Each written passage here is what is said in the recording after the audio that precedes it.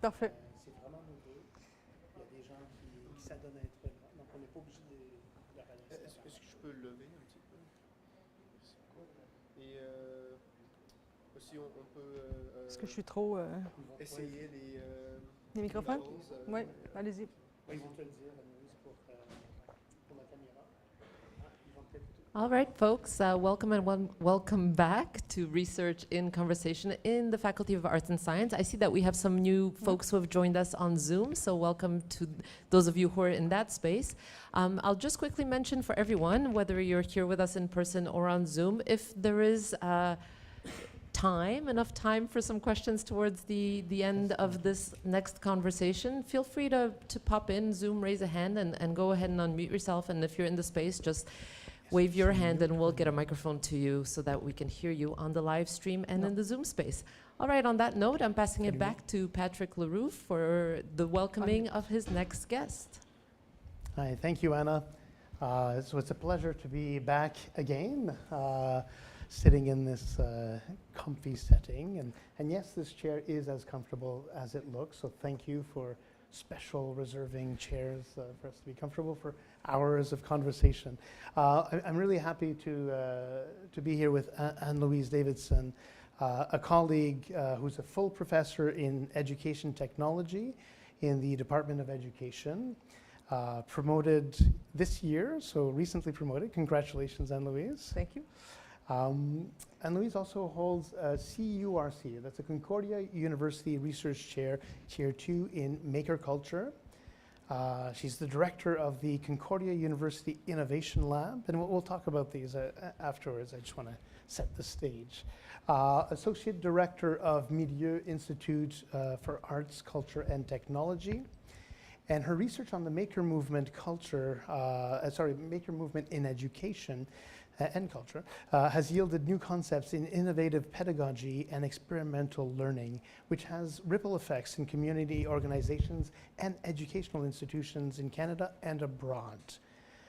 She's curious and passionate about education and feels, and if you look at her website, it's very clear, it's very well articulated, education should be grounded in authentic problem solving and ill-defined tasks, opportunity seeking, and interdisciplinary collaborative inquiry. So that gives us I think, a good sense of where you're coming from, what you're interested in. A few words, you did your PhD in education at the University of Ottawa, originally from Eastern Ontario, as I am, so two Franco-Ontarians speaking in English publicly. We're used to that. We know that situation. She's the holder of multiple SSHRC grants over the last few years, My Tax Accelerate grant, etc., including the MES Élaboration de Projets Inédits en Sciences de l'Éducation, which is an important grant ongoing around the Laboratoire Vivant d'Innovation et de l'Éducation, LAVIE. She's published a great number of articles, 32, I counted, 13 book chapters, book reviews, conference presentations, and a children's book. And I remember when you were discussing what should I do with this? And I thought, get it out there. The world needs to see this. And you did. And it's been translated into 8 languages. 10 now. 10 every day is a new language. And maybe an 11th very soon. Wow. Okay. A Chinese translation just came out. Mandarin, yes. Very impressive. It's also been recognized by the Canadian Commission for the UNESCO. So your research has traction, is gaining traction as well on so many fronts. First question. I mentioned multiple spaces. I mentioned a research center, a research institute, milieu. I mentioned the maker spaces. I mentioned the innovation lab. What are these various spaces, and what do you do there, and with whom? So yeah, various spaces are weaving the fabric of the research that I conduct, and they are home to various stakeholders, various groups that I engage with. This is called the fourth space because it's a space where it's a new type of territory inside universities. What I do research in is commonly called third spaces, les tiers-lieux en français. So there are spaces that are not formal, not informal, not homes either, not businesses.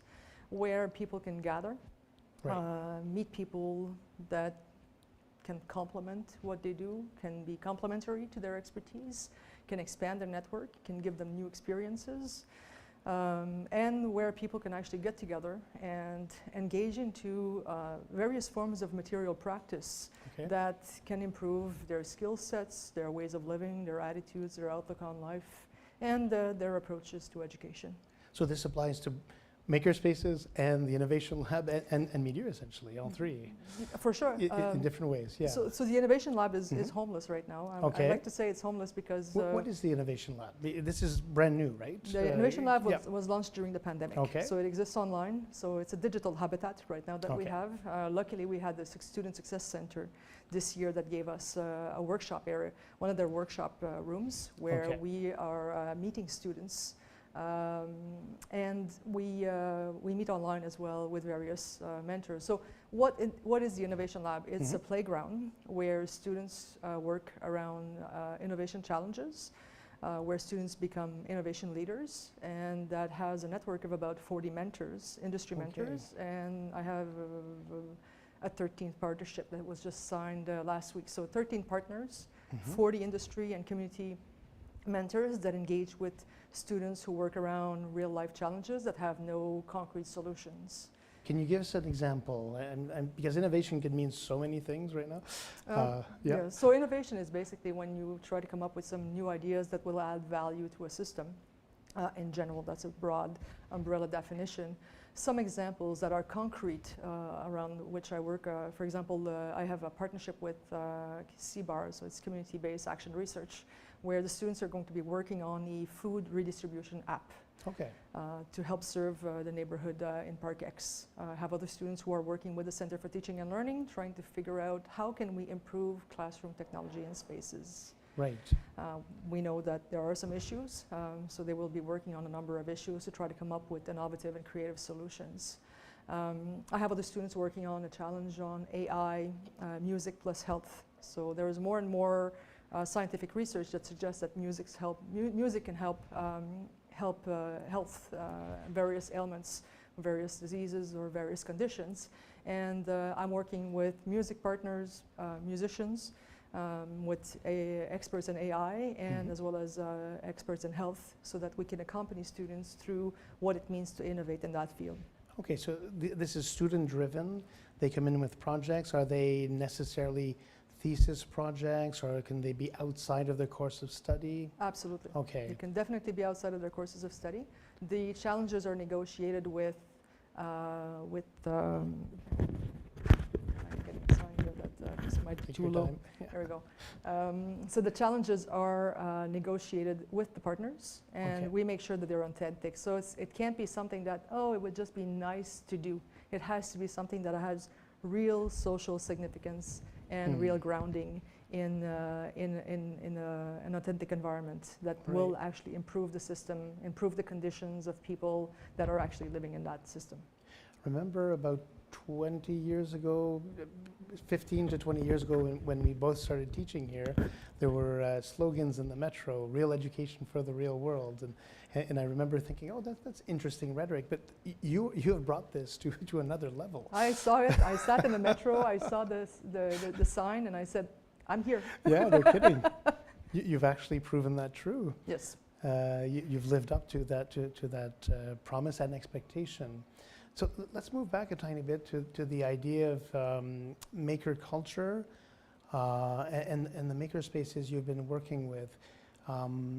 The very idea of makers in the university culture, university setting, could be surprising to certain colleagues and to certain parents maybe, and yet we're doing it here at Concordia. What does this mean exactly, and what do we mean by maker culture, and what is a maker space, and what do we make there? So maker culture in general can be a broad umbrella for any do-it-yourself activity Okay. where people will share an ethos of resourcefulness, of sharing practices, knowledge, tools, materials. And very often maker culture involves some form of material practice. So Right. whether it's traditional practice or electronic practice, 3D printing, disruptive technologies, recycling, upcycling, and fabric, embedded wearables, where we can weave circuits inside the clothes we wear or the items that we wear. So maker culture basically encompasses this do-it-yourself subculture attitude that involves very often engaging in a form of material practice. Now, in university, generally speaking, there has been a divide between Absolutely. theory and practice. Yeah. And people who know how to do things with their hands very often land up in college and they go into some form of Professional, trade or, yeah. or practice that involves the use of hands and an applied approach to a practice, a professional practice, or les métiers traditionnels. So the idea of maker culture inside a university is not strange to, for example, fine arts, where people in fine arts usually engage in some form of creativity, material practice. But what does that mean in education? What does that mean for a student who's in English literature, for example? Right. Or in geography, or in business even. So I have been creating communities of people who can engage into those activities that rely on the knowledge that we build inside universities, but externalize this knowledge so that it can become new propositions, new ideas, prototypes, trial and errors, something to externalize our thinking, where very often also we find that people become very, very protective of their ideas. They're afraid to speak in public, they're afraid to talk, because then they can be attacked on their ideas. But as soon as you externalize a concept and you start talking about it as a form of externalized cognition, then it becomes a criticism or a discussion around the object. So I saw a lot of value in the university, and various ways to detach our traditional ivory tower of university is there only to feed the minds, where it's also there to build communities, to connect students to various networks, to engage students into conversations with the community and the industry sector that has not been tapped into. So the idea of bringing in maker culture inside a university for me was extremely compelling because of that.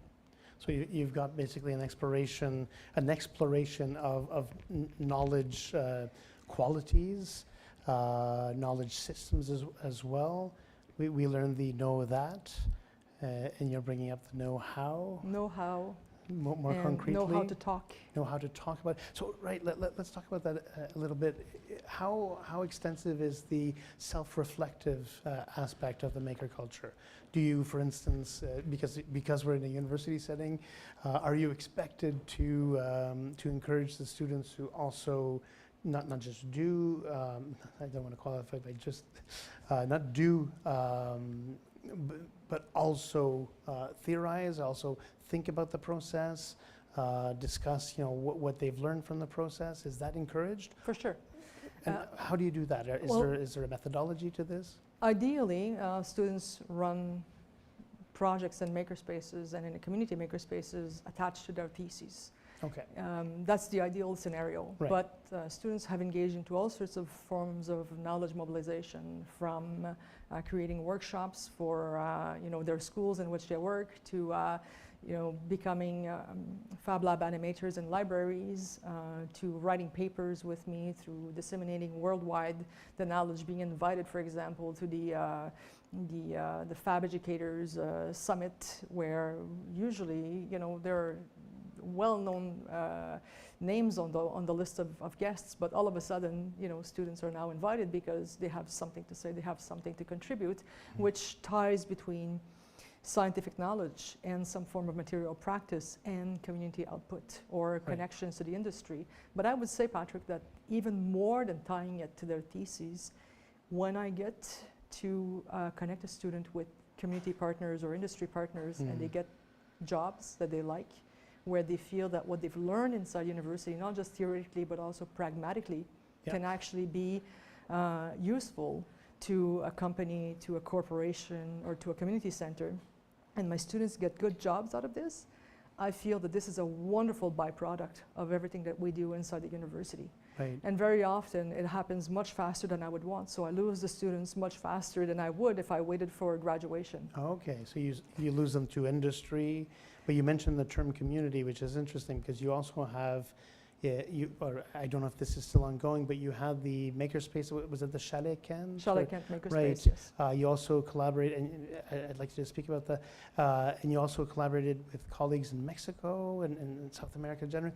So what is this network of makerspaces outside of the university, and what is the interaction you and your students have with people in community using those makerspaces? It's interesting because, as I said, maker culture is a subculture of do-it-yourselfers who like to engage in a practice and Right. share resources, knowledge, material, and get better at something as they engage in it. So it's a real community of practice that is not just situated in Montreal, it's actually everywhere in the world. The maker movement is a worldwide movement. So you will find instances of maker spaces across the world. If you look at the Maker Faire website, Dale Doherty's initiative, Maker Fairs are across the world. Okay. And you can see that the maker movement has different definitions depending on where you are. So to be a maker in Cuba is very different than to be a maker, for example, in Turkey. And there are local words that refer to this, but this fundamental need of humans who want to act on their environment, to have a form of agency, to be able to act on their environment, to be able to change things, to be able to improve things, to be able to reuse items, and show their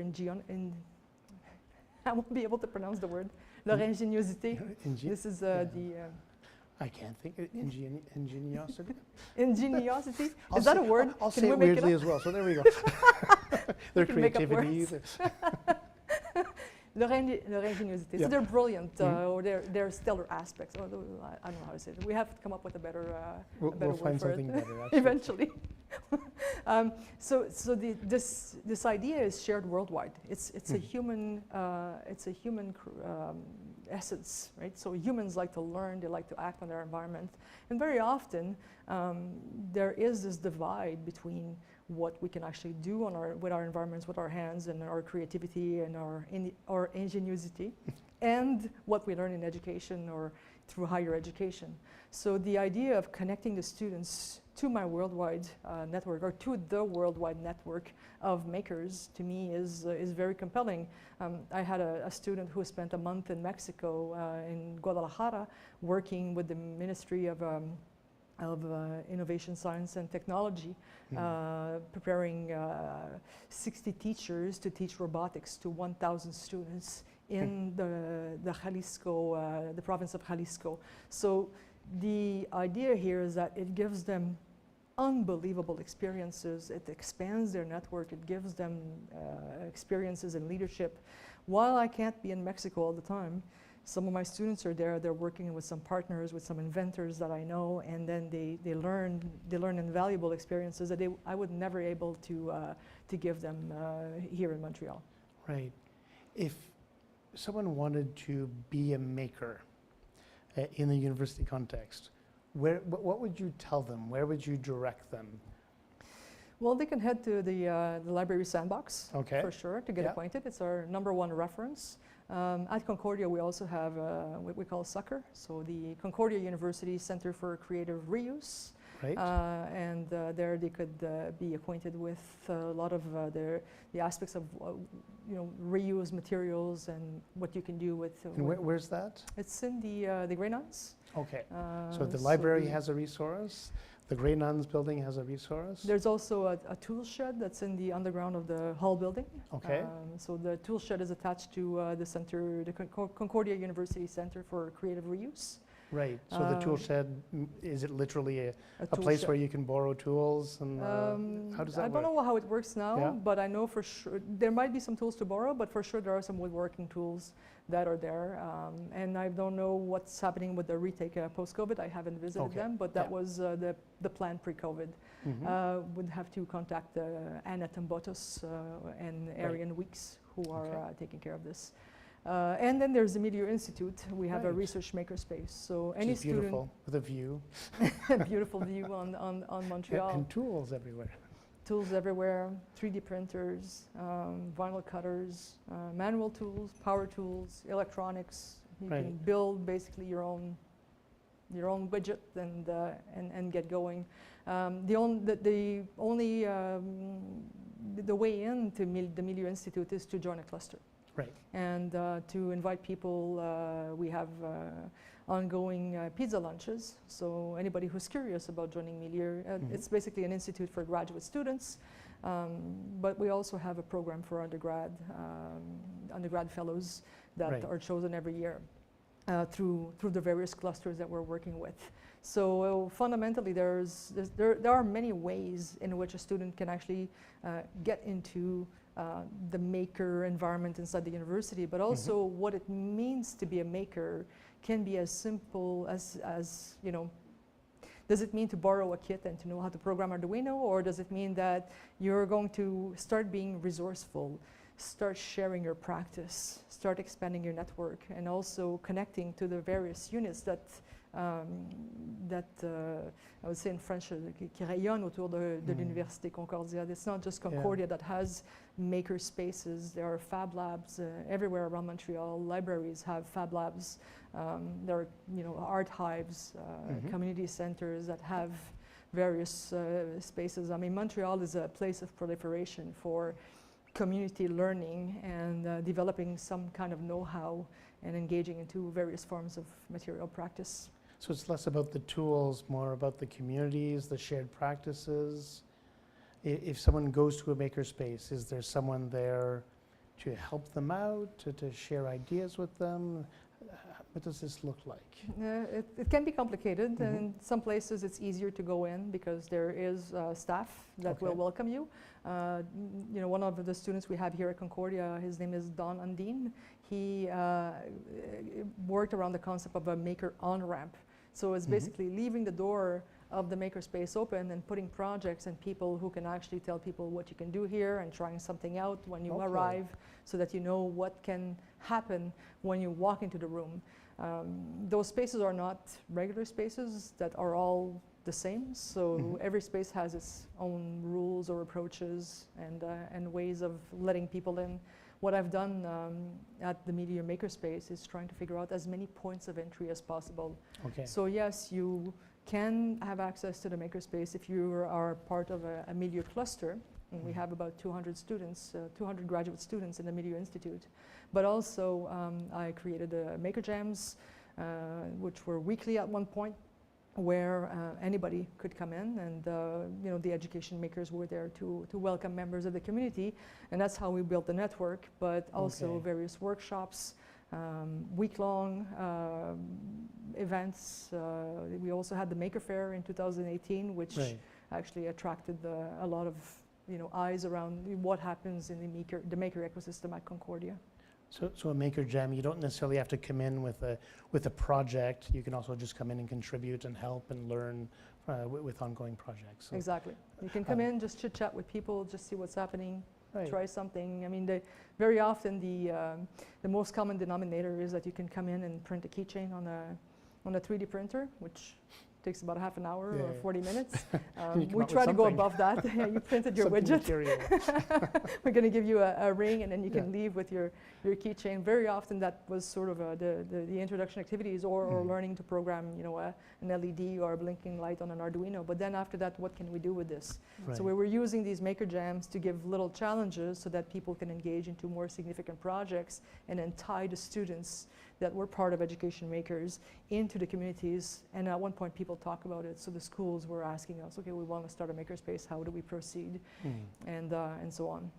What are some of the challenges or activities that you might be looking at to make those spaces as inclusive and diverse as possible? Well, the natural attraction to makerspaces from people who have confidence in their STEM skills is one of the challenges. And the real purpose of these makerspaces are not to give a workshop space for students who are in engineering only. I mean, we welcome students in engineering, they're very useful.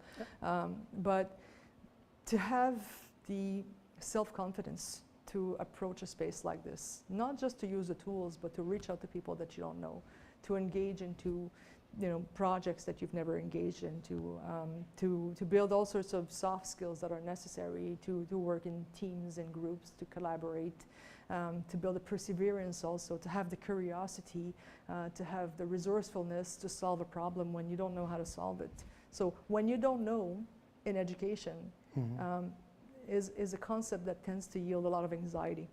Okay. All of our education is about knowing. And when you don't know, you lose points, right? We know the rule, right? So what you want to do is you want to take all the notes possible, and you want to make sure that you memorize as much as possible so that you can answer that question when the test comes. And when you don't know, the anxiety goes up, right? So we have developed these mechanisms of feeling very anxious when we don't know.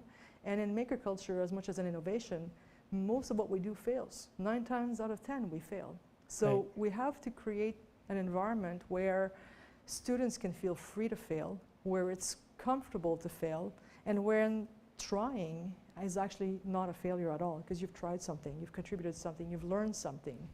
And then giving enough processes, enough concepts, enough knowledge, enough soft skills to the students so that they know what to do in the future challenges that they will experience when they don't know. And it's kind of interesting because I was speaking to some designers. I love the folks that you presented me to in the BATSPA University. And they have created the concept with an engineer, an architect, a designer called the Forest of Imagination, which would be lovely to bring some aspects of it to Montreal at one point. But I was speaking with the designers, and they do exhibits that are out of this world. Like a whole museum becomes the actual exhibit, and it goes from the underground where the roots of the trees are basically hollow, so that the kids who are exploring the roots of the trees can actually communicate with the branches where the parents are on top of the museum, and the rest is all a natural ecosystem that has been recreated inside the museum. So the question is, how do you start a project like that? Right. Did you have a plan? Of course we had a plan, but we also know that until we get it done, we don't know how it's going to work, what the challenges are going to be. So the question is, how do you prepare yourself when you don't know? The only way is to understand that there's going to be some discomfort. You're not going to feel good about it, but it's a natural part of these projects, and you just have to tame it. So there's a big lesson there that I try as much as possible to bring back to the Innovation Lab and to the maker ecosystem, where I get the students to taste what it is that you might feel when you don't know something. Because most of the problems we have in society, we don't really know how to solve them, but we need people who can enact knowledge into innovation, into creative solutions that really add value to those systems, and don't feel as though when they fail, it's about them. They fail because they tried something, but then we learn something from what we failed, we'll extract it, we'll get better the next time. So fail better, as Beckett said. You're saying fail often as well? As much as you can, as fast as you can. As fast as you can. And how do you translate this failure into eventual success? I guess there's some knowledge acquisition that comes from this. The knowledge of, I guess, collaboration, better collaboration. What else is there? Like, how do we learn from these multiple repeated failures? So I'm going to use the Innovation Lab as an example of how we deal with these repeated failures. When I train the students in the Innovation Lab, I accept them based on their ideas and some projects they've done in the past that show what they might bring to an interdisciplinary team. I basically accompany them through the process of systemic design thinking. So it's an amalgam between design thinking and systemic design. That follows the steps of exploration and ideation and so on and so forth until you get to testing. And then you can iterate. So I teach them what is needed at each phase so that they can get acquainted with the process. And at the same time, I work with FutureBound, and students follow all sorts of workshops to improve their innovation skills. And what I mean by innovation skills is the regular soft skills that are much in demand, so strategic thinking, critical thinking, creativity, collaboration, communication, and I add to this prototyping, networking, and leadership. So usually once students have gone through a first iteration, then they're ready to become innovation leaders, and I give them more responsibilities to work with partners and to build their confidence. So ideally, once students finish with the innovation lab, they become confident innovators. What that means is that they have processes and models to rely on to figure out what to do when they don't know. And how do they transmit this knowledge? Do you have them train other students as well? Absolutely. Yeah, and how many of them basically give back and loop back into the makerspace or do-it-yourself sort of ethos? So I have a cohort of about 20 to 25 students every semester, or sometimes a little bit less, sometimes more, like 17 students. Usually about 15% of the students come back to become innovation leaders. One of the constraints that I have is that sometimes students graduate and they move on to other things. So, right, of course. so they don't have that time and availability, but when they can become innovation leaders, it's such a rewarding experience. Not only they feel some kind of importance inside the lab, but also in how they operate with people and how they discover how to deal with conflicts or group problems, how do you manage communication with a team, with various levels of stakeholders that all become interfaces, right? So how do you prepare yourself for a meeting with your mentor? How do you prepare yourself for a meeting with someone you don't know? How do you cold call someone? How do you do an interview with a stranger? How do you learn to speak to strangers? Right, so these are important life skills beyond the university setting. I can see design thinking applying really well to many industrial contexts, to many art making contexts as well. I can see it applying very well in a business school setting. How do we apply this in a humanities, social sciences setting? I can see it fitting with education as well, but you have people coming in from French, we had a colleague from translation studies a moment ago, with an English student, with I don't know, a comms student. How do they approach it? Can you give us some examples of those as well? Well, as soon as you start working on authentic projects, authentic projects, what do you mean by that? Authentic projects that come from partners, Okay. that come from the world. You break the walls of the university, and you also break the walls of disciplines, right? Right. No problem in the world is solved by only one discipline. It's not possible. I mean, unless it's a task, right? You Right. need to translate this document. Mm-hmm.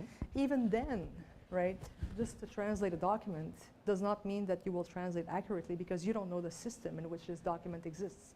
When people try to translate maker culture, on se parle en anglais maintenant parce que la culture maker, c'est beau, mais qu'est-ce que ça veut dire un makerspace en français? Un espace à faire, un espace de fabricant, Est-ce que c'est vraiment de la fabrication? Vraiment? Non. Est-ce que c'est du bricolage? Pas vraiment non plus. C'est une terminologie qui est anglophone. Ouais. Donc, dès qu'on sort d'une langue, on commence à rentrer dans un système qui est très différent. Puis là, par exemple, les makerspaces en français, c'est des laboratoires créatifs. Laboratoires créatifs, donc c'est très large. Alors, c'est très large. Et puis quand j'ai parlé avec l'Office de langue française, et puis je leur ai dit, écoutez, si vous dites qu'un makerspace est un laboratoire créatif, alors c'est quoi un maker en français? Alors, ils m'ont dit, c'est un usager des laboratoires créatifs. Oh. Ah oui, un usager... Let's translate this. So in French, the notion of maker becomes something completely different. Makerspace becomes a creative laboratory. And the Office de la langue québécoise said a maker in that context is a user of the creative space. So there's a problem. There's a conceptual problem. Conceptual problem. So if you just go back to our example when we were saying even a translator needs to be connected to the world in which they are translating and the domain. It's not just the act of translating, it's the act of understanding a culture, understanding a language, a way of thinking, concepts that are surrounding that culture. So in essence, no problem in our world, no complex problem is disciplinary. So the idea of having a student, for example, in English literature, I remember at one point I had a student in English literature who said, well, I can write really well. And I said, that's great, but who else are you other than a writer? And she said, well, my first degree was at LaSalle College in fashion design. And I said, can you sew? And she said, for sure I can sew. So come on in, You're going to be part of the Face Mask Challenge. I have a partnership with l'Institut de Recherche Robert Sauvé sur la santé et sécurité au travail and the Aerosol Filtration Lab here at Concordia. We're going to create better face masks to help curb COVID-19, and that was during the launch of the lab. I remember that. And how many did you create? So there were 6 or 7 very interesting prototypes, some that were very useful, especially at a time when we were having a hard time with getting PPE. And we had some very positive tests. Some of the designs that we made were just as good as the results of an N95 mask. So it was a very interesting experience. What this showed is the value of working in interdisciplinary groups. So what can a group come up with in terms of creative solutions to a problem when the group is formed of engineers who understand procedures, who can get trained to work with these tools, who understand stats as well, with a student from communication who can actually illustrate to inform the lay population about what really happens. I mean, I don't know how many times people thought that, you know, if you could blow a candle with your mask, then it's not a good mask. That's absolutely not true. It was a complete misconception. It was a myth. Or people thinking that the mask actually filters like a, how do you say this in English, in passoire? Like a sieve. A streamer. The streamer, yeah. So there was a complete misconception about what masks actually filtered and how it worked. So the student from communication was able to illustrate what actually happens with the electrostatic aspects of the small fibers.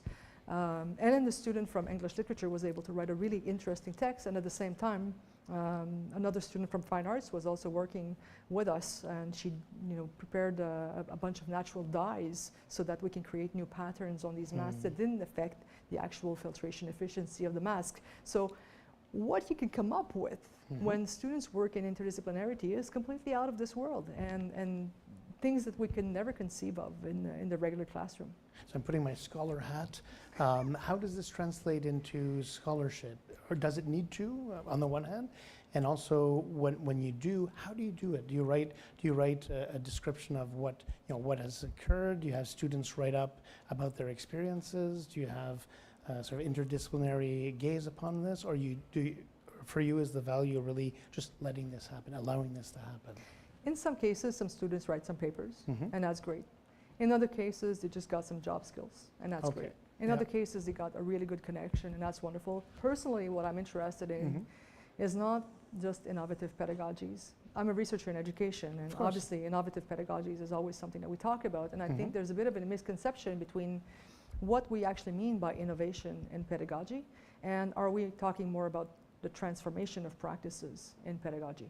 Right? Okay. So very often I tend to think that we're not making new things up. I mean, when we came up with, for example, the flipped classroom, what that actually meant was that you give the material to the students before, and then you get the class to discuss it. It's a seminar. It's a graduate seminar. How is that an innovation? Yeah. Especially if it, if you look at what the definition of innovation is. But if we talk about the transformation in pedagogical practice, where the student becomes more active and the instructor becomes more of a facilitator or a coach or a guide, then okay, fine.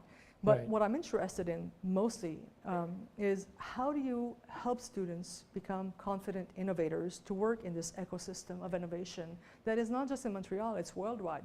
We've entered the fourth industrial revolution, the meshing of various systems, biological, digital, physical systems is here right now. What the next 20 years are going to announce is unpredictable. The only thing I know about the future is that it's uncertain. And if I'm going to prepare students for an uncertain world where I can't even name the top jobs in the next 5 years, then I'm going to want to prepare them to be confident about existing in that world.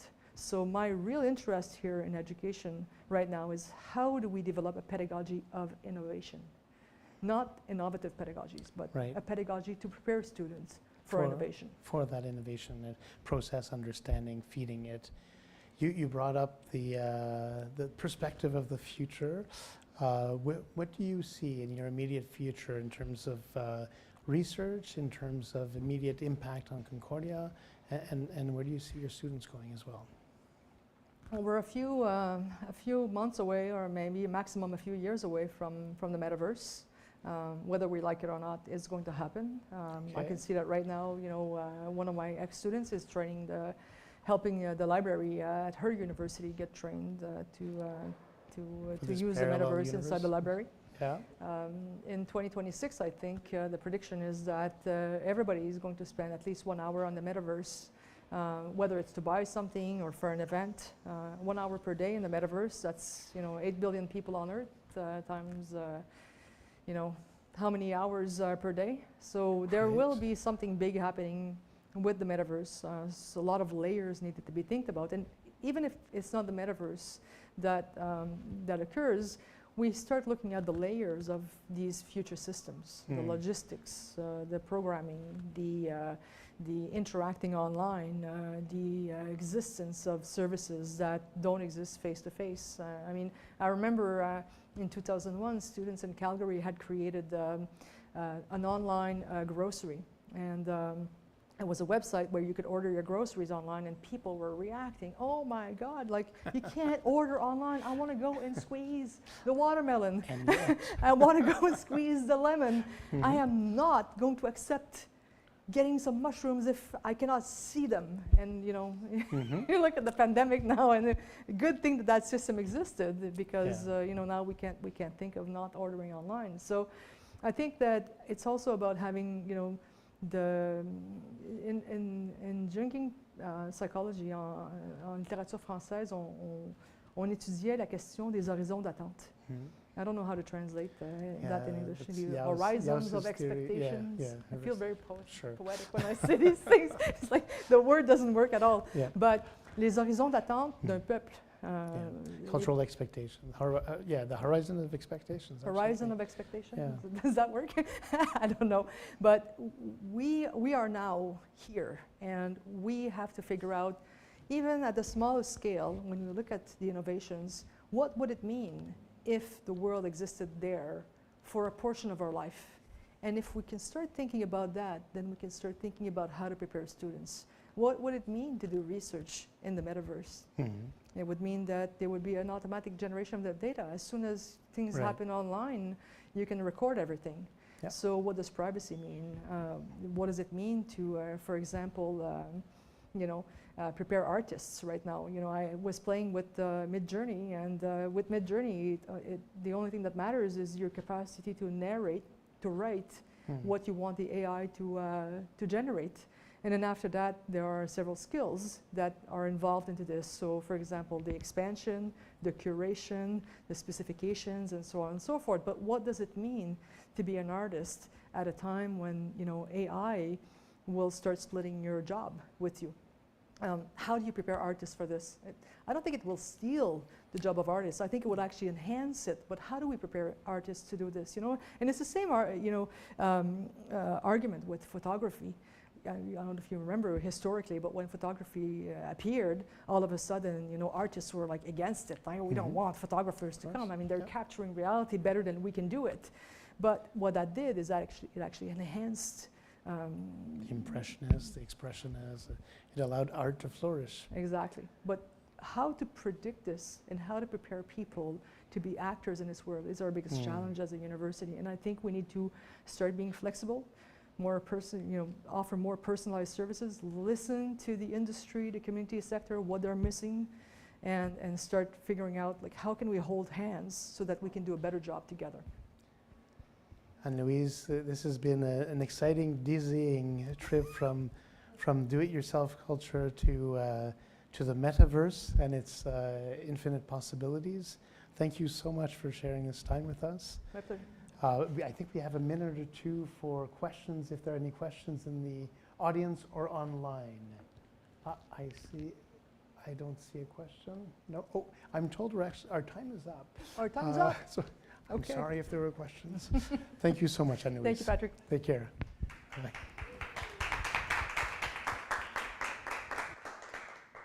Okay, folks, we're going to take a short break. I encourage anyone that's on the live stream, in the Zoom, or in the space to stay here, as we will have our final conversation